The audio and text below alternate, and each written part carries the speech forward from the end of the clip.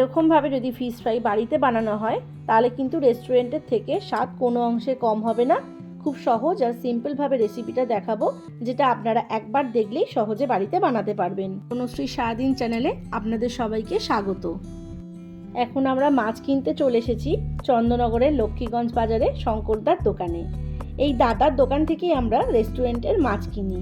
দাদা খুব ফ্রেশ মাছ দেয় আর পরিষ্কার করে কেটে দেয়। আপনারা যদি দাদার থেকে মাছ কিনতে চান, আমি ডেসক্রিপশন বক্সে দাদার নাম্বার দিয়ে দেবো, আপনারা যোগাযোগ করতে পারেন। আমরা একটা 4.5 কেজি ওজনের ভেটকি মাছ নিয়েছি, সেটাই এখন কাটা হচ্ছে।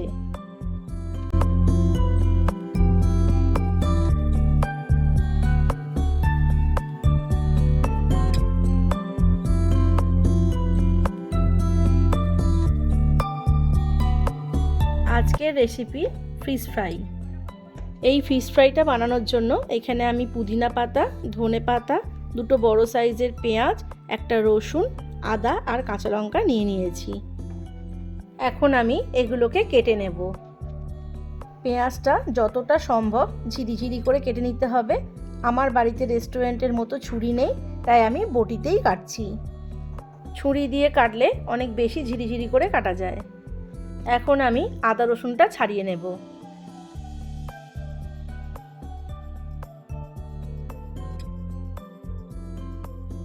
আদা রসুনটা বাটা হবে, তাই খুব বেশি পাতলা করে কাটছি না। এই কটা কাঁচা লঙ্কা আমি বেটে নেব, আর বাদ বাকি লঙ্কাটা আমি কেটে নিচ্ছি। লঙ্কাটাও যতটা সম্ভব মিহি করে কেটে নিতে হবে। ভিডিওটার মাঝে একটা কথা বলি, আমাদের চুঁচুড়াতে একটা রেস্টুরেন্ট আছে। আমাদের রেস্টুরেন্টের নাম yummy express restaurant and cafe. রেস্টুরেন্টের শেফদের থেকেই আমার এই রেসিপিটা শেখা। এখানে ধনে পাতা, পুদিনা পাতা আমি দুটোকেই পরিষ্কার করে কেটে নিয়েছি। এবার মশলাটা রেডি করে নেব। একটা মিক্সিং জারের মধ্যে ধনে পাতা, পুদিনা পাতা, আদা, রসুন আর যে কটা কাঁচা লঙ্কা রেখেছিলাম সব কটাকে একসাথে দিয়ে একটা পেস্ট তৈরি করে নিয়েছি।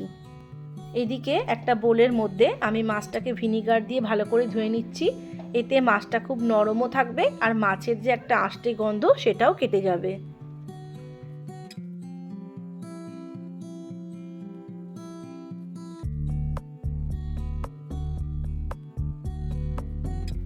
এখন আমি ফিশ ফ্রাইয়ের মশলাটা রেডি করে নেব।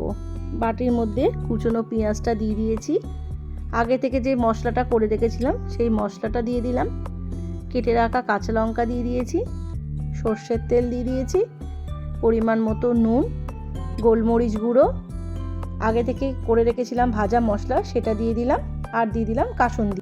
মশলাটা ভালো করে মেশানোর জন্য দিয়ে দিচ্ছি দুটো বড় সাইজের ডিম। ডিমের সাথে মশলাটা ভালো করে মিশিয়ে নেব। রেস্টুরেন্টে এর টেস্টটাকে দ্বিগুণ করার জন্য অ্যারোমেটিক পাউডার দেয়, যেটা আপনারা আজিনামোটোর পরিবর্তে ইউজ করতে পারেন। আমার কাছে মশলাটা নেই তাই আমি দিইনি, আপনারা ওটা ব্যবহার করতে পারেন, তাহলে আরও ভালো খেতে হবে। এখন এইভাবে মাছটা 30 মিনিট রেখে দেব। 30 মিনিট রেখে দিলে পুরো মাছটার ভেতর ফ্লেভারটা চলে আসবে। 30 মিনিট পর আমি ফিশ ফ্রাইটা রেডি করছি। থালার মধ্যে আমি প্যানকো ব্রেড ক্রাম্ব নিয়ে নিয়েছি, আর এইদিকে একটা ব্যাটার তৈরি করে নেব। অ্যারারুট, পরিমাণ মতো জল, ডিম আর নুন দিয়ে ব্যাটারটা তৈরি করে নিচ্ছি।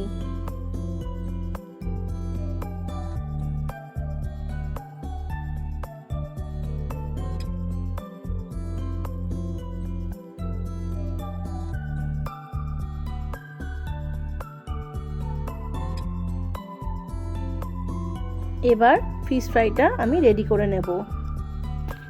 ব্রেড ক্রাম্বের ওপর মাছটা দিয়ে দিলাম, মাছের ওপর মশলাটা ওপর থেকে খুব ভালো করে দিয়ে দেব।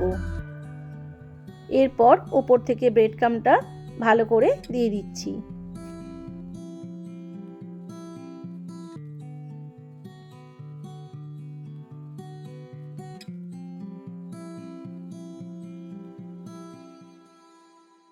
এখন চামচ বা ছুরির পেছনের সাহায্যে ভালো করে একটা চেপে চেপে আমি শেপ দিয়ে নিচ্ছি।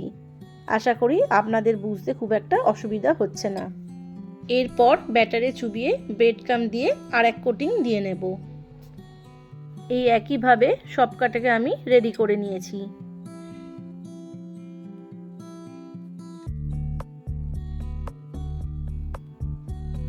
কড়াই দিয়ে দিয়েছি সাদা তেল। তেল গরম হয়ে গেছে, এরপর এক এক করে সবকটা ভেজে নেব। আমাদের ফিশ ফ্রাই রেডি। তো বন্ধুরা, ভিডিওটা তোমাদের কেমন লাগলো অবশ্যই জানিও। যদি ভিডিওটা ভালো লেগে থাকে তাহলে লাইক, কমেন্ট, শেয়ার করো। আর যারা এখনও আমার চ্যানেলটা সাবস্ক্রাইব করোনি তারা সাবস্ক্রাইব করে চ্যানেলটার পাশে থেকো। দেখা হচ্ছে আবার নতুন কোনো একটা ভিডিওতে।